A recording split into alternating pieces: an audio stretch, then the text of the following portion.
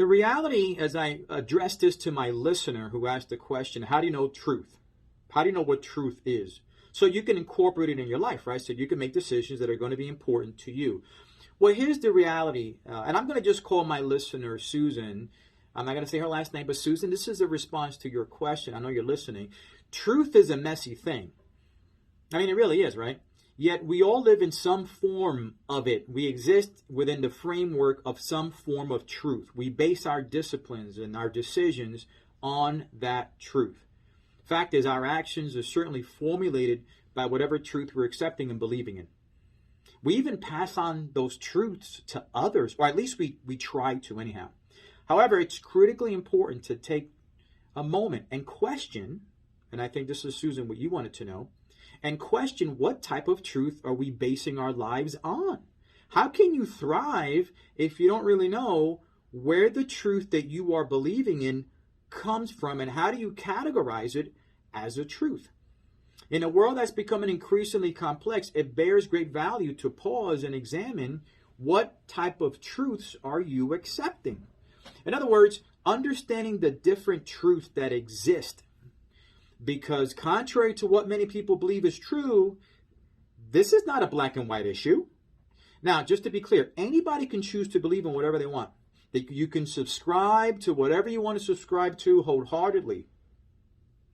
But I just want to share with you that I'm simply pointing out that understanding the three types of truth, what I call three types of truths, will make a difference in understanding the nature of truth as it pertains to what you want to do with it and how it can affect your life and your ability to thrive. See, it will help you evaluate, these types of truths will help you evaluate how you arrive at whatever truth you now believe in. You've got to believe in something, right? Well, how do you arrive at that? How do you arrive at that truth? For many, it's going to be a combination of the following three. The first truth is what I call evidential truth. Now, you don't have to subscribe to this. You don't have to submit to what I'm sharing with you. I'm just showing you what I believe is the foundations of the truths that you are going to believe in. And one of them is evidential truth. This is the most compelling type of truth. It's a non-negotiable truth because the overwhelming data, the varying research, documented science, reliable and consistent eyewitness accounts, and a mountain of evidence proves that something is factual and thereby true. It is true beyond a shadow of a doubt and completely conclusive. To believe in this truth requires no degree of faith because the evidence is available. This is the type of truth that everyone who is reasonable and rational will agree upon. It is a definite truth. That's evidential truth. But here's another truth. Probable truth. You see, when there is lack of hard evidence and quantifiable facts, but instead there is overwhelming circumstantial and strongly suggestive information, then that claim can be deemed as something that is probably true. You don't have hard evidence, but there's overwhelming circumstantial information that can pretty much declare that concept, that idea, that claim to be more than likely probably true. In other words, everything points to something more than likely being true. Even though it is not definite, there's not enough convincing data to call it a truth, there is enough to say this is probably true. Looking at it another way, let's look at it in a different way. Based on the amount of supporting evidence, it would take an incredible amount of faith and complete disregard for common sense to believe that that is not likely true. That's probable truth. And let's get to the last one here. This is personal truth. This truth is subjective. It requires very little evidence or proof to back up any claims. It's a personal truth.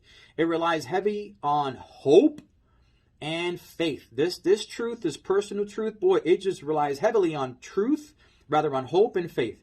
Any kind of proof is inconsequential. In other words, proof is not necessary for personal truth. If it happens to come along, yes, but it's inconsequential. This truth can be found when bias is at play or the pursuit of an agenda. That's when you're going to find personal truth, when there's an agenda at play, a personal agenda, or there's a bias that's really at the root of it. Personal truth doesn't have to be true for anyone else except for the person who wants to believe it. Let me repeat that. A personal truth doesn't have to be true for anybody else. It just has to be true for the person who is wanting to believe it. It provides a sense of comfort, validation, and even provides security, even when there aren't any hard facts to substantiate that personal truth. Something is true to the individual or to the group that embraces this type of truth because they believe it. So it's true for them because they believe it. That's personal truth. Sarah, I hope that helps you understand the basis of truth so that you can clarify and quantify what to believe in next based on either one of those three types of truth. I hope that helps, Sarah. Folks, our show is just getting started. We're going to be right back with Tom Hussey. He's got a great story of comeback, especially from a challenging time with cancer. We're going to hear from this hero right after the break.